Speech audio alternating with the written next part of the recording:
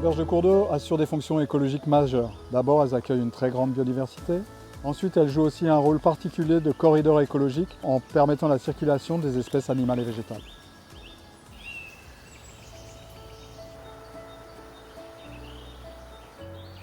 Les berges de cours d'eau et la ripisylve assurent une fonction aussi d'ombrage. Donc, l'ombrage fourni par les ripisylves va permettre de diminuer la température de l'eau et d'augmenter la concentration en oxygène. Et l'augmentation de ces concentrations en oxygène va être importante pour la survie d'espèces de poissons.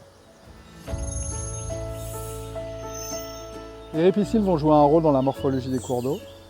Un cours d'eau avec des berges boisées n'aura pas du tout le même fonctionnement qu'un cours d'eau avec des berges non boisées.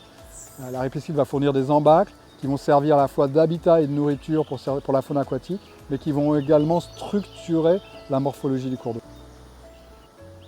Ensuite, les berges de cours d'eau assurent une fonction de protection contre l'érosion, à par leurs racines qui fixent le sol et par leurs tiges qui vont ralentir le courant et qui vont faire un effet de tapis en se couchant sur la berge. Les ripisylves vont protéger les berges de cours d'eau contre l'érosion. Et c'est cette fonction de protection contre l'érosion que l'on veut reproduire dans les ouvrages de génie végétal. Donc dans un ouvrage de génie végétal, on va copier les modèles naturels qui fonctionnent, on va copier les modèles naturels qui permettent de fixer la berge et de la protéger contre l'érosion, et on va les reproduire. Donc il s'agit de reproduire les modèles fonctionnels à proximité. Comme le génie végétal consiste à reproduire des modèles naturels, on dit qu'il s'agit de techniques fondées sur la nature.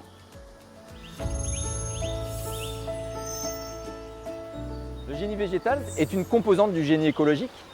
Le génie écologique recouvrant l'ensemble des actions qui reposent sur l'ingénierie écologique et qui ont pour objectif la reconquête de la biodiversité. Le génie écologique, par exemple, permet la restauration des milieux dégradés, la reconstitution des milieux naturels, l'optimisation des fonctions assurées par les écosystèmes.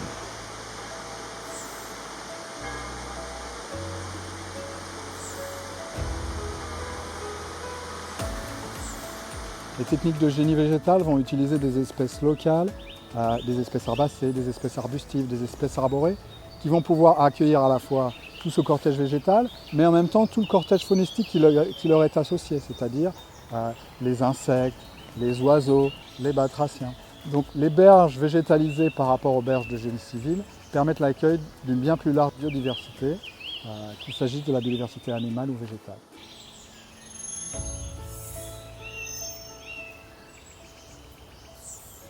Le génie végétal, par rapport au génie civil, s'intègre aussi bien mieux dans son paysage.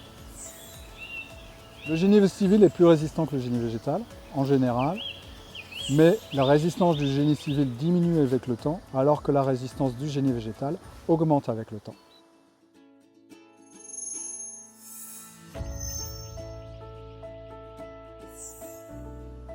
Pour appuyer le travail des professionnels, l'Agence française pour la biodiversité met en place des centres de ressources thématiques qui visent à accompagner techniquement, à déployer les compétences des acteurs de la biodiversité selon un mode de travail multipartenarial et collaboratif.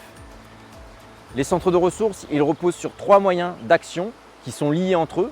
L'animation de réseau, via l'organisation de journées d'échange, de colloques, de séminaires, l'identification des besoins.